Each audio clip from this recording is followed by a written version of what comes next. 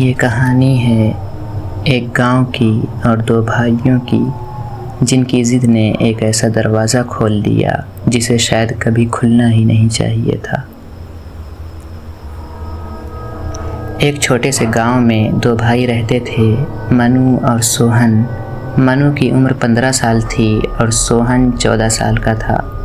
दोनों बहुत ही जिज्ञासु थे। उन्हें हर समय नई बातें जाननी होती थीं, कभी कीड़े मकोड़ों के बारे में, कभी पेड़ों के अंदर के रस के बारे में और कभी आसमान में उड़ते परिंदों के पीछे छुपे रहस्यों के बारे में। गांव में एक पुरानी हवेली थी, बहुत बड़ी, टूटी फूटी, काली दीवारों वाली। कहते थे वह हवेली 100 साल पुरानी थी।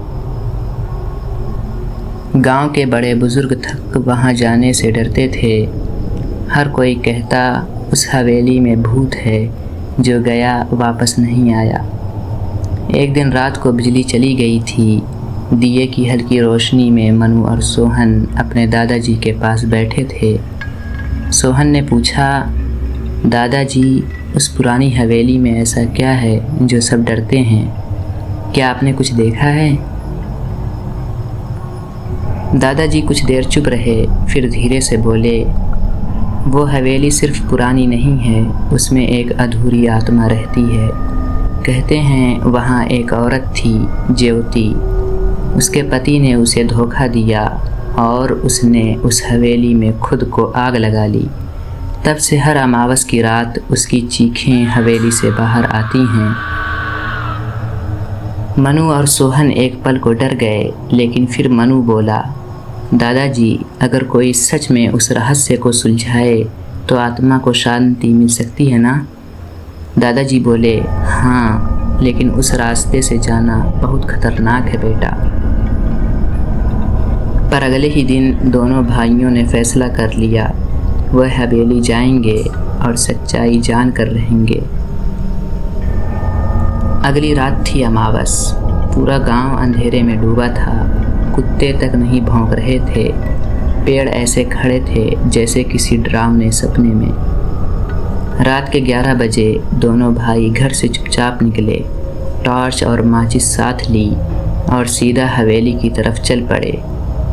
हवेली का गेट टूटा हुआ था। लोहे की जंजीरें ज़मीन पर पड़ी थीं। जैसे ही उन्होंने अंदर कदम रखा, हवेली की हवा ही कुछ अलग थी, ठंडी, भारी और अजीब सी खुशबू जैसी बदबू। मनु ने टॉर्च जलाया। अंदर सब कुछ टूटा हुआ था, फर्नीचर, पंखे, तस्वीरें, लेकिन दीवार पर एक फ़ोटो जली हुई टंगी थी, एक औरत की। यही होगी ज्योति, सोहन ने बोला। अचानक एक दरवाज़ा अपने आप खुला। वो दोनों डर तो गए, लेकिन क्यूरियोसिटी ज़्यादा थी। दोनों उस कमरे में गए। वहाँ एक पुराना आईना रखा था, पर आईने में उनकी परछाई नहीं दिख रही थी। ये क्या? मनु बोला। तभी आईने में एक तीसरा चेहरा दिखा, एक औरत बिना आँखों के। और तभी दरवाज़ा बंद हो गया। बिजली चली गई, टॉर्च भी बंद। अंधेरा, सिर्फ सांसों की आवाज़। तभी एक धीमी सी आवाज़ आई, क्यों आए हो? मनु ने सोहन का हाथ पकड़ा, पर अब वो वहाँ नहीं था। सोहन, मनु चीखा। कोई जवाब नहीं। मनु पूरी हवेली में भागा, रोता रहा। सोहन, कहाँ हो तुम? पर हवेली अब बदल चुकी थी। कमरे जो पहले थे ही नहीं, अब दिखाई देने लगे थे। दीवारों पर खून से लिखा था, एक बार आया, अब यहीं रहेगा। आईना अब हर कमरे में था और हर आईने में सोहन की परछाई दिखती थी, लेकिन असली सोहन कहीं नहीं था। अचानक मनु एक कमरे में पहुंचा, जहां बीच में एक घेरा बना हुआ था मोमबत्तियों से। अगर बीच में सोहन बैठा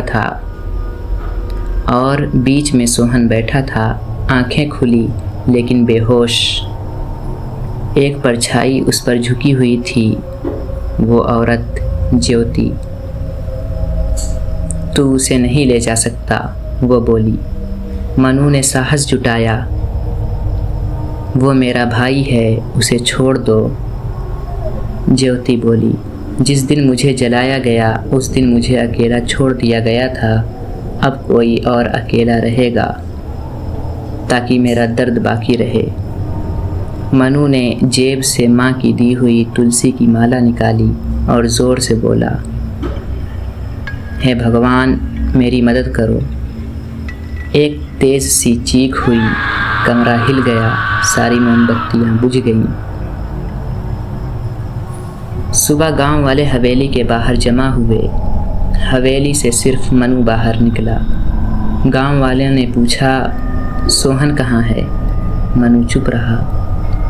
वो सिर्फ हवेली की ओर देखता रहा, जहाँ ऊपर की खिड़की में अब भी सोहन की परछाई खड़ी थी। और फिर हर अमावस की रात हवेली से दो आवाज़ें आती हैं, एक ज्योति की और दूसरी सोहन की।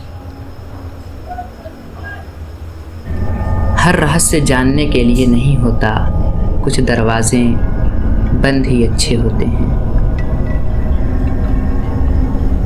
सब्सक्राइब करिए इमेजिन फियर को, ऐसी ही वीडियो हर रोज़ देखने के लिए।